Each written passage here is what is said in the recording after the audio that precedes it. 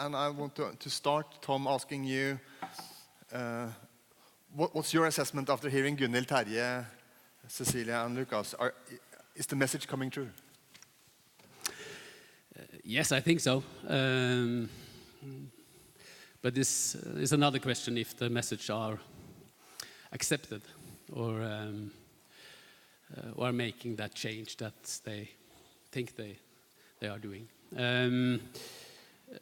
For me, it's when you're looking at these companies and organizations, it's very often three elements that says something up if this is going to be a success. Very often you talk about a company, organization that succeeds to communicate that they have a strong identity. They have values, philosophy that they believe in. And the people who are managing the organizations and the companies, very often we see that they are deeply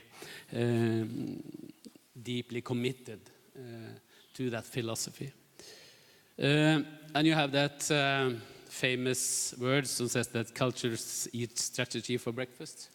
Of course, if you don't implement, if this is a communication that only the leaders and the management are doing, I think it's you seldom see that they succeeded.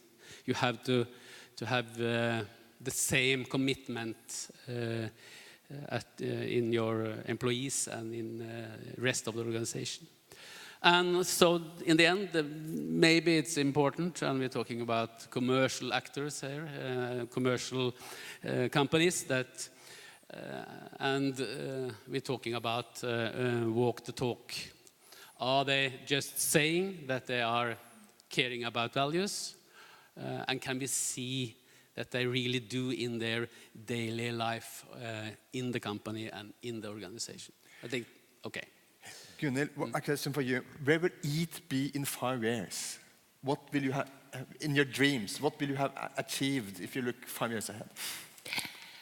In my dreams, will EAT be as important as World Economic Forum is for economy?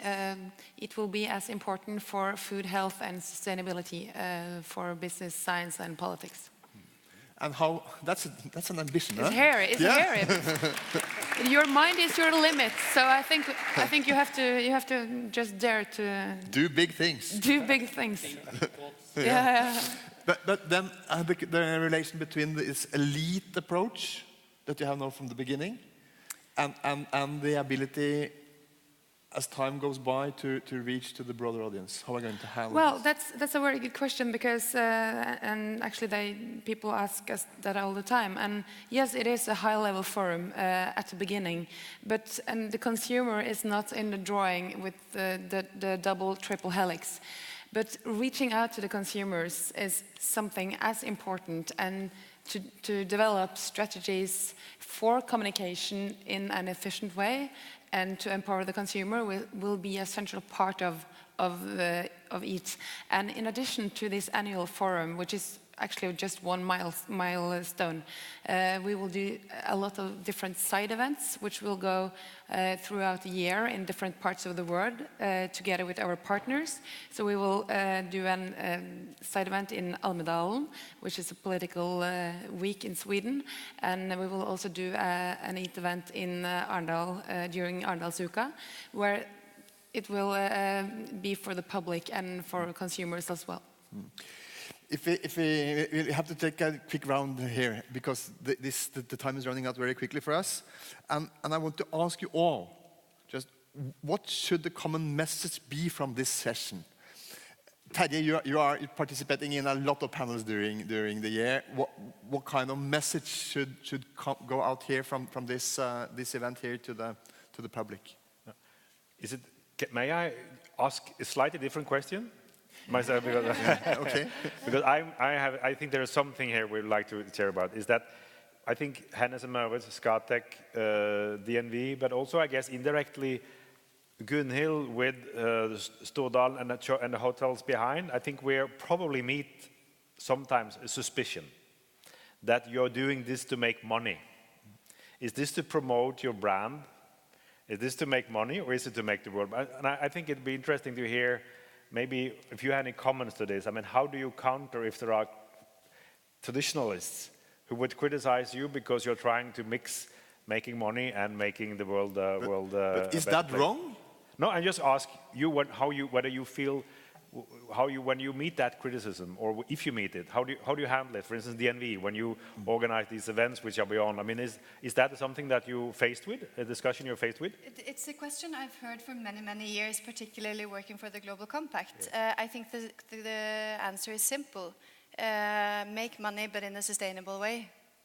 That's the best approach.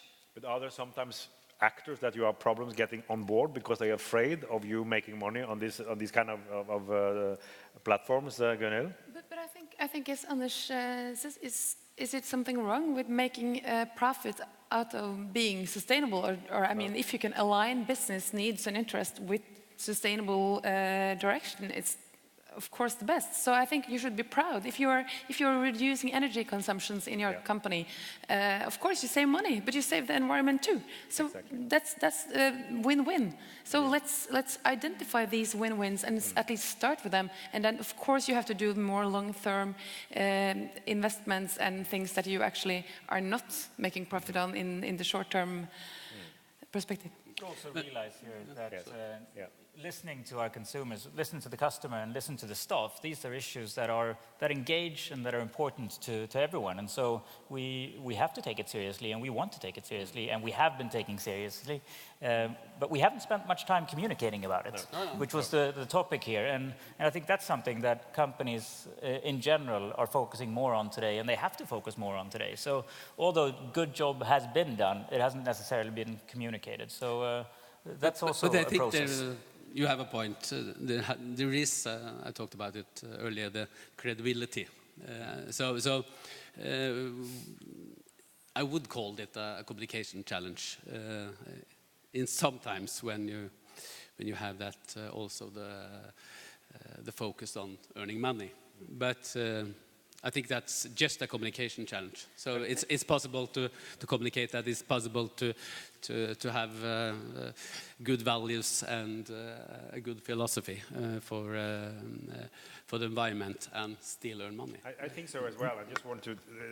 This is also our philosophy and my philosophy, but I just think it's important that we recognize that it's maybe important, as we did now, talk about it and say yes.